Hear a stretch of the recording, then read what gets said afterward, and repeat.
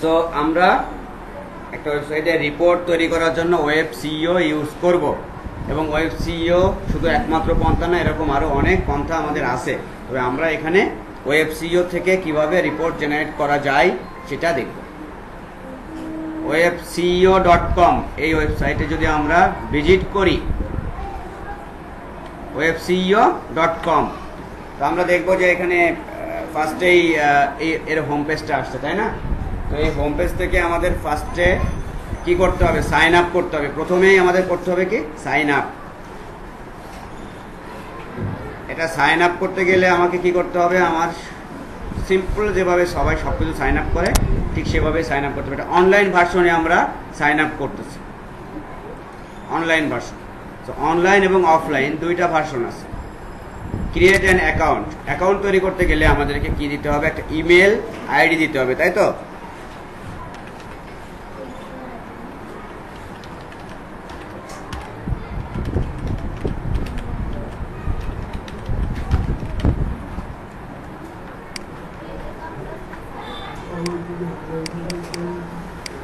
দিলাম create an account, password দিতে হবে।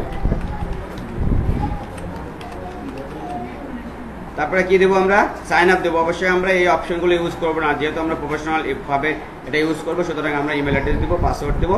Sign up free. Password can contain, কি বলছে? Password can contain Latin letters, digit, hyphen.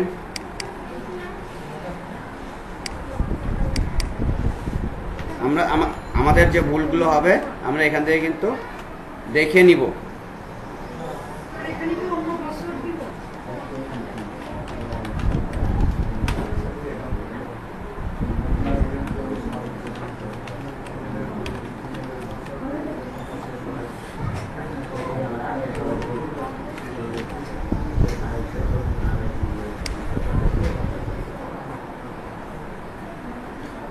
আচ্ছা, একটু খেয়াল করে দেখবেন এখানে পাসওয়ার্ড কি কি দিতে হবে। পাসওয়ার্ড কি কি দিতে হবে? Hyphen, underscore, minimum length 6 character. Password is case sensitive. Password can contain only Latin letter, digit, hyphen, underscore, minimum 6 length. তাহলে কি দিতে হবে? ল্যাটিন লেটার্স, ডিজিট, হাইপেন, এইগুলা। তো আপনি কি দিতে পারবেন? স্পেশাল ক্যারেক্টার দিতে পারবেন না।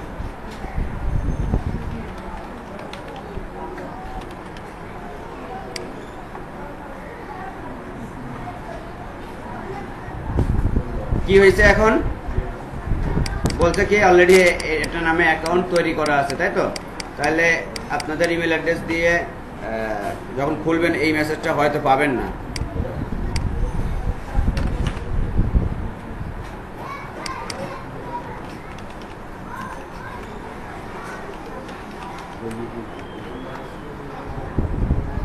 অ্যাকাউন্ট কিন্তু আমরা কি করেছি? আরেকটা ইমেল অ্যাড্রেস ইউজ করেছি।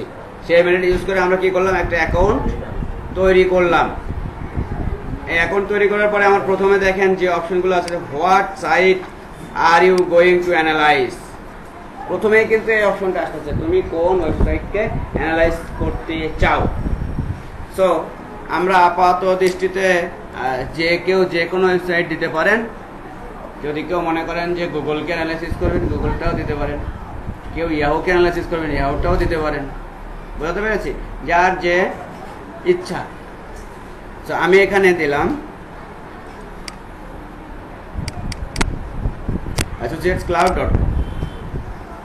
associatescloud.com দিয়ে শিখতে পারবেন না, বিকজ অফ এখানে প্রবলেম কম আছে। তো প্রবলেম যত পাওয়া যাবে তত শেখার সুবিধা হবে। বুঝতে পারছেন? ওকে, আমরা কি দিলাম দেখেন কি বলছে? দ্য রিকোয়েস্টেড ইউআরএল ফ্রম কি চাচ্ছে? HTTP দিয়ে। তার মানে আমরা যদি এইভাবে দিই তাহলে কি করবে? হ্যাঁ, রিডিরেক্ট টু এটা। এখানে বলতেছে যে HTTP কলোনিক্যাল ইউআরএল, মানে ওই যে আমরা যেটা এর আগে বলেছিলাম না, মনে আছে?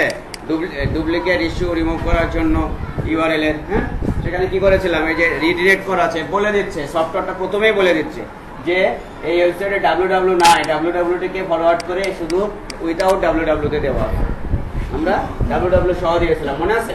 এই যে এটা দিলাম। তো ওকে ফাইন। এবার দেখেন after the project created you will be able to etcetera, এগুলো আপনি সব কিছু করতে পারবেন। ক্রিয়েট প্রজেক্ট, কি করলাম? ক্রিয়েট প্রজেক্ট, শুধু ওয়েবসাইটের নামটা দিলাম, তারপরে দিচ্ছি কিন্তু ক্রিয়েট প্রজেক্ট, ঠিক আছে? তারপরে কি আছে? তারপরে দেখেন ওই ওয়েবসাইট থেকে অটোমেটিক অনেক ডাটা নিয়ে নিয়েছে, ওই ওয়েবসাইট থেকে অটোমেটিক অনেক ডাটা কি নিয়ে নিয়েছে না? ওই ওয়েবসাইটের কিওয়ার্ড যেগুলো আছে সেগুলোর অনেক ডাটা নিয়ে নিয়েছে। এখানে আমাদের কিছু কি আছে, গট ইট। এখানে আমাদের একটু কি বলে রেস্ট্রিকশন আছে, 1 2 3 4 5টা 6টার বেশি বোধহয় দিতে পারবো না। এই যে 6টা। Find your site 5 of 6 selected, মানে 6টাই আমি এখানে এইখান থেকে আমি 6টাই দিতে পারবো। এটা হচ্ছে এই আমাদের ফ্রির হচ্ছে সুবিধা আর কি, নাকি অসুবিধা? কি হবে? অসুবিধা। আচ্ছা, তো আমরা এইভাবে 1টা 2টা 3টা, এগুলো কি সব কিওয়ার্ড। এই কিওয়ার্ডগুলো কোথা থেকে নিয়েছে? ওই ওয়েবসাইট থেকে অটোমেটিক নিয়ে নিয়েছে। যদি ওয়েবসাইটে কিওয়ার্ড সেটিং করা থাকে, যদি না থাকে তাহলে কিন্তু নিবে না, তখন খালি দেখাবে রুট সিলেক্ট করে চলে যাবে। এভাবে 6টা নিচে আসছে, ঠিক আছে, ওকে ফাইন, 6টায় থাকলো। নেক্সট, এবার যেটা আসছে সেটা দেখেন, what search engine are we going to check position in, কোন সার্চ ইঞ্জিনে আমরা তার এই কিওয়ার্ড গুলো চেক করতে যাব, চেক করব, কোন সার্চ ইঞ্জিনে? আমরা দিয়ে দিলাম গ্লোবাল সার্চ ইঞ্জিন। হ্যাঁ, global search. Target country global search দিতে পারি, টার্গেট কান্ট্রি আমরা পৃথিবীর যে কোনো দেশ দিতে পারি, ইউএসএ দিতে পারি, ক্লাইমেট বলে দিতে পারি আমার শুধুমাত্র ইউএসএ তে র্যাঙ্ক প্রয়োজন, আমার শুধুমাত্র ইউকে তে র্যাঙ্ক প্রয়োজন। পৃথিবীতে গুগল, যেমন আমরা যেটা ইউজ করি google.com, এটা কি বলা হয়? গ্লোবাল। কিন্তু google.com.bd আছে, এটা বাংলাদেশের জন্য। google.us আছে, এটা আমেরিকার জন্য। google.ca আছে, এটা কানাডার জন্য। এবার প্রত্যেকটা অলমোস্ট প্রায় অনেক কান্ট্রিতেই, মানে 2-1টা কান্ট্রিতে হয়তো নাই, প্রায় অনেক কান্ট্রিতেই জন্যই গুগল আলাদাভাবে তাদের সিস্টেম ডেভেলপ করেছে। বুঝতে পেরেছি? তো আমরা এখান থেকে গ্লোবাল দিতে পারি। এবার দেখেন google.com, Google mobile, select total global search engine, কোনটা ইউজ করবেন? google.com ইউজ করলাম। আরো অনেক আছে, এগুলো পরে শিখবো। আমরা তো বেসিক তৈরি করতেছি, তাই না? আমরা বেসিক তৈরি করতেছি একটা রিপোর্ট জেনারেট করার। ওকে, google.com এ গেলাম, আমরা নেক্সটে গেলাম। তারপরে কি, get inside on how optimise your landing page. So landing page কিভাবে অপটিমাইজ করব, কোনটাকে ল্যান্ডিং পেজ হিসেবে? ওকে ফাইন, এটা চেক করলাম। ডিফল্ট হিসাবে যেটা থাকবে সেটাই দিয়ে আপনারা আপাতত বেরোয় যাবেন। এখানে আমাদের অনেক লার্নিং এর ব্যাপার আছে, তো ডিফল্ট হিসেবে যা থাকবে সেটা দিয়ে আমরা বেরোয় চলে যাব। এখানেও আমাদের অনেক লার্নিং এর ব্যাপার আছে। কম্পিউটার সেটআপ, আমরা এখনো কম্পিউটার অ্যানালাইসিস করতে পারি না, পারি কি? পারি না। সুতরাং আমরা এখানে নেক্সট দিয়ে বেরোয় চলে যাব। কানেক্ট টু গুগল অ্যানালিটিক্স কোনো প্রয়োজন নয় আপাতত, এগুলো আমরা ভবিষ্যতে দেখবো। আস্তে আস্তে আমরা কানেক্ট করবো, আস্তে আস্তে শিখবো, আর এর সাথে আমরা ইয়ে হবো। তো এখানে আমরা কি দেবো? লেটার। দেখছেন কি দেবো? Letter. Good job, send me, এখানে রিপোর্ট পাঠাও, এটসেট্রা এটসেট্রা। স্টার্ট স্ক্যানিং, দেখছেন?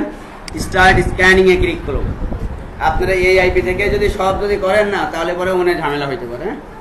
মানে এই অ্যাকাউন্ট যদি করেন, একই আইপি থেকে সবগুলো অ্যাকাউন্ট গেলে ঝামেলা হইলেও হইতে পারে, নাও হইতে পারে। তো এখানে দেখেন আমরা এখন কোথায় আছি? হোম এই একটা পেজে আছে, যে পেজটাতে কি হচ্ছে? স্ক্যান হচ্ছে। স্ক্যানে কি হচ্ছে? প্রজেক্ট কি ম্যাট্রিক্স। প্রজেক্ট কি ম্যাট্রিক্সে set optimisation, domain trust flow, ad ranking position, keyword top 10, total backlink, etcetera etcetera. এই ধরনের অনেক ধরনের কি আছে? রিপোর্ট। এখানে যে রিপোর্ট কত ধরনের জেনারেট হবে এখন মানে আপনি কল্পনাও করতে পারবেন না। এবং এই প্রত্যেকটা রিপোর্ট আলাদা আলাদাভাবে যদি আমরা ক্লায়েন্টকে একটা করে দিই এবং বলি যে এটা, তো আই থিঙ্ক এখানে মানে মানে এত কিছু আছে। কোথায়? এইখানে প্রত্যেকটার মধ্যে আবার ফাংশন আছে, দেখছেন? Keyword research, internal link, technical audit, SEO analysis, site map generation, backlink quality check, completed backlink spy, chosen link was content submission, web monitoring, social engagement, Facebook insight, rank tracking, web analytics, Google search console, computer metrics। আমাদের এই প্রত্যেকটা জিনিসের সাথেই কিন্তু সক্ষতা অর্জন করতে হবে day by day, আস্তে আস্তে। বোঝাতে পেরেছি? তাহলে আসলে আমরা অ্যাকচুয়ালি সার্চ ইঞ্জিন অপটিমাইজেশন করতে পারবো। কিন্তু আমরা এখন কি করতে পারবো? রিপোর্ট জেনারেট করতে পারবো। তোমার ভুল কি? তবে এখানে যে ম্যাট্রিক্সগুলো আছে একই জিনিসের ভিন্ন রূপ এরকম ভাবেও আছে। সো আমরা যদি ওই টপিক স্পেস, সো যেহেতু এটা রিপোর্ট, তো রিপোর্ট অনেক সময় বিভিন্ন সিনোনিমসে চেয়ে থাকে। সো আমরা এখানে খুব দ্রুত সার্চ ইঞ্জিন অপটিমাইজেশনের ভিতরে ঢুকবো এইগুলোকে নিয়ে আরও অ্যানালাইসিস করার জন্য। আপাতত আমরা শুধু কি করবো, একটা রিপোর্ট জেনারেট করে সেই রিপোর্টটা ক্লায়েন্টকে দেওয়ার উপযোগী কীভাবে তৈরি করা যায় সেটা দেখব। ক্লিয়ার? তাহলে আমরা রিপোর্ট এখন কি হচ্ছে, স্ক্যান হচ্ছে, রাইট? কি হচ্ছে এখন? স্ক্যান হচ্ছে। সো এই স্ক্যান রিপোর্টটা শেষ হইলে দেখেন কতটুকু স্ক্যান হয়েছে, এতটুকু 50% মতো হয়েছে। এটা 100% হবে। এই 100% হওয়ার পরে আমাদের কিছু ওয়ার্ক করতে হবে। আমরা একটু ওয়েট করি 100% হওয়ার জন্য। প্লিজ আমরা কি করলাম, আমরা অ্যানালাইসিস করলাম, মানে স্ক্যান করলাম। কি স্ক্যান করলাম? যে ওয়েবসাইটটাকে আমরা সেটিং দিয়েছিলাম সেটাকে কি করলাম, স্ক্যান করলাম। স্ক্যান করার পরে এখানে দেখেন কি আসছে, সাইট অপটিমাইজেশন কত পার্সেন্ট? 28% আছে। Trust flow 0, average ranking position 11 কিওয়ার্ডের এগেনস্টে যে কিওয়ার্ডগুলো দিয়েছিলাম। টপ 10, এভারেজ র্যাঙ্কিং 11 কিন্তু টপ 10 ইন 10 নাই। টোটাল ব্যাকলিঙ্ক, ব্যাকলিঙ্ক মানে কি, অন্য ওয়েবসাইটে এই ওয়েবসাইটের লিঙ্ক কয়টা পেয়েছে? 3টা পেয়েছে। Home page mobile optimisation score, মানে মোবাইলের জন্য আলাদা অপটিমাইজেশন কিছু টেকনিক আছে। মোবাইলের জন্য কত পার্সেন্ট? 70, 100-এর মধ্যে 70 পাইছে। ঠিক আছে। পেজ ইন গুগল ইন্ডেক্স, মানে এই ওয়েবসাইটের মধ্যে যত পেজ আছে, আমরা প্রত্যেকটা পার্ট কিন্তু এসইও যখন শিখবো ভালো মতো আমরা প্রত্যেকটা পার্টই আরো ভালো করে দেখব। পেজ ইন গুগল ইন্ডেক্স মানে গুগল, তো আমরা এখান থেকে যে রিপোর্টটা পাবো, গুগল ইন্ডেক্স মানে গুগল তার ডাটাবেজে এই ওয়েবসাইটের মধ্যে 33টা পেজকে কি স্টোর করেছে, বা মানে তার মনের মধ্যে রেখে দিয়েছে। তার যে ডাটাবেজ আছে সেই ডাটার মধ্যে লিস্ট আছে, লিস্টে রেখে দিয়েছে। ক্লিয়ার? এইভাবে আমরা আপাতত বুঝি। এটার আরো একটু টেকনিক্যাল সংজ্ঞা আছে, সেগুলো আমরা পরে বুঝবো। ঠিক আছে। সো এইখানে কি আছে, এটা আসার পরে দেখেন প্রজেক্ট ওভারভিউ। প্রজেক্ট ওভারভিউর মধ্যে সাইট অডিট, সাইট অডিট মধ্যে keyword research, internal link optimisation. Client বললো আমাকে যে আমার ওয়েবসাইটের অন সাইটে, মানে আমার ওয়েবসাইটের ভিতরে যে ইররগুলো আছে সেগুলো তুমি আমাকে ধরে দাও। আমার ভিতরে যে সমস্যাগুলো আছে সেগুলো কোথায় আছে? SEO analysis. এসইও অ্যানালাইসিসের মধ্যে কি আছে? এসইও অ্যানালাইসিসের মধ্যে আছে tool summary, on site issue overview, landing page overview, landing page SEO, page speed, mobile optimisation, popular page. এগুলো সবগুলোই কিন্তু টার্মস ফর কি search engine optimisation. Search engine অপটিমাইজেশনের কিন্তু এগুলো সব ইস্যু। কোনটা ইস্যু? যেহেতু আমার পেজ স্পিড লেখা আছে, তাহলে পেজ স্পিড ভবিষ্যতে একটা ইস্যু। একটা পেজ লোড হতে কত টাইম নেয়, এটাও সার্চ ইঞ্জিন অপটিমাইজেশনের একটা ইস্যু। মোবাইল অপটিমাইজেশন, এটাও একটা ইস্যু। মোবাইলেরও তার মানে অপটিমাইজ করা লাগে। পপুলার পেজ, এটাও একটা ইস্যু। ল্যান্ডিং পেজ এসইও, এটাও একটা ইস্যু। এরকম ভাবে এরকম অনেক ইস্যু আছে। তো আমরা করবো কি, অন সাইট ইস্যু ওভারভিউ, মানে কি ওই ওয়েবসাইটের ভিতরে যে পেজগুলো আছে সেই পেজগুলোর রিপোর্ট জেনারেট করব। Just on site issue overview আমরা ক্লিক করব। করলে এখানে অটোমেটিক্যালি রিপোর্টটা তৈরি হবে। অটোমেটিক্যালি রিপোর্টটা তৈরি হবে, কারণ আমি যখন ওই যে স্ক্যান করেছি তখন অটোমেটিক আমার রিপোর্ট, সবগুলো রিপোর্ট সে জেনারেট করে ফেলছে। সো এখানে যে রিপোর্টটা তৈরি হবে সেখানে দেখেন রিপোর্ট ডান। রিপোর্ট ডান হয়ে গেছে। কনসিডার ফিক্সিং, এগুলো ফিক্স করতে বলতেছে, মানে এগুলো তোমার ভুল হয়েছে, এগুলো তুমি ঠিক করো। পাস টুল, মানে এগুলো সবগুলো এক একটা ইস্যু। কিসের জন্য? সার্চ ইঞ্জিন অপটিমাইজেশনের জন্য। তো আমাদের প্রত্যেকটা যে মাল্টিপল হোম পেজ ইস্যু, মানে কি ওই যে www.www multiple home page issue নাই। হ্যাঁ, all page issue title tag কি আমরা তো এখনো জানি না ভালো করে, তাই না?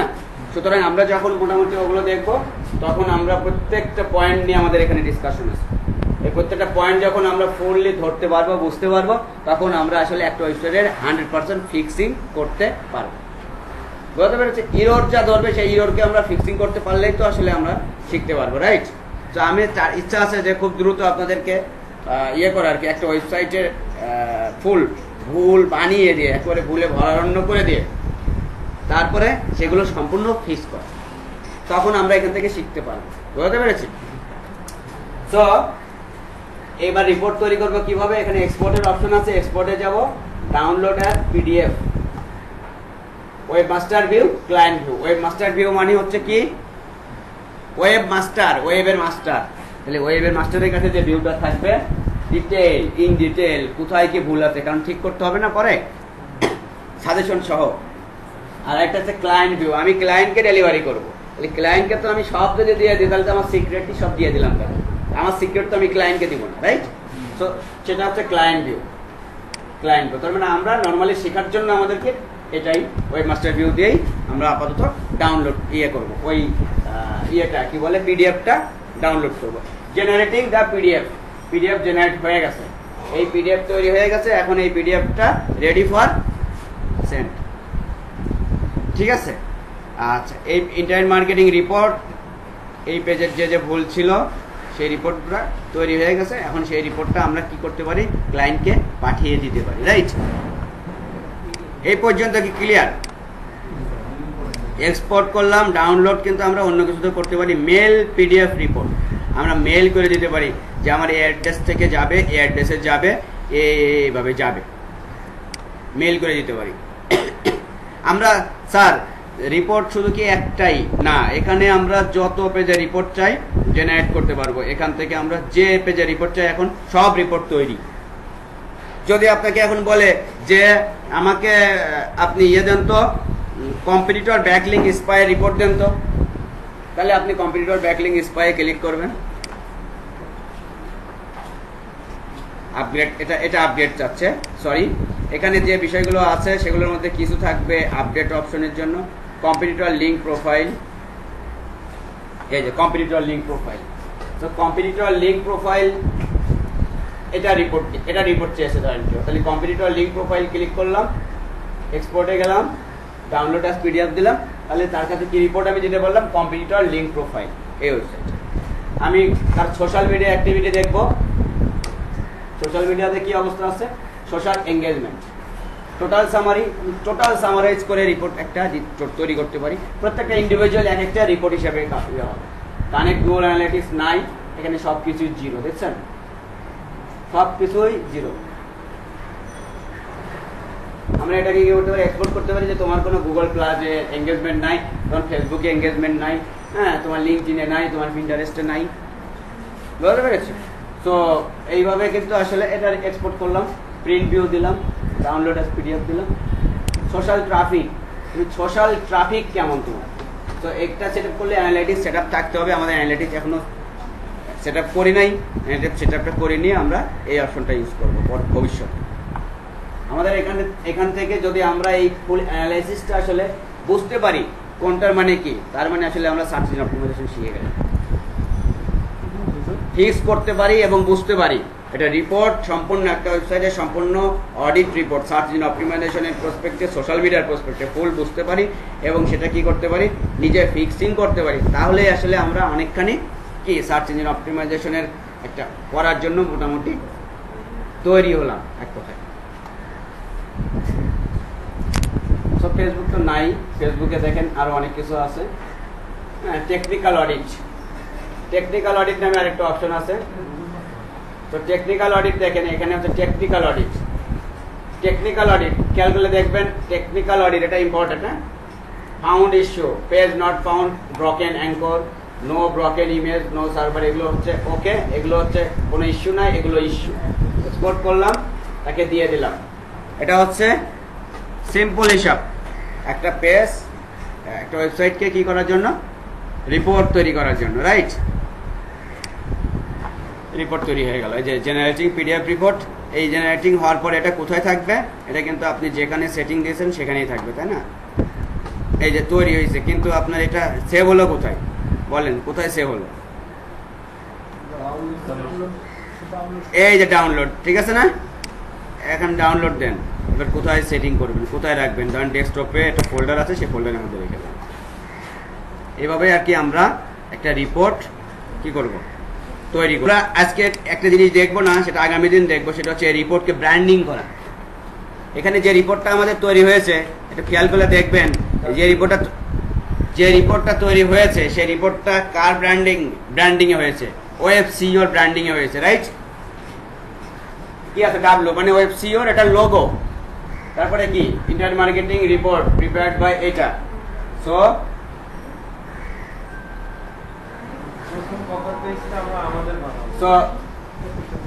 প্রিপেয়ার্ড ফর এইটা ইন্টারনেট মার্কেটিং রিপোর্ট। আমরা এখানে কি কি চেঞ্জ করতে পারবো? ব্র্যান্ডিং করতে যে আমরা এই লোগো চেঞ্জ করতে পারবো। তাহলে আমি যদি আমার লোগো দিই, আমার ছবি দিই, এখানে লিখলাম ইন্টারনেট মার্কেটিং রিপোর্ট, আমরা এটাকে কাস্টমাইজ করতে পারবো, আমাদের মতন করে লিখতে পারবো।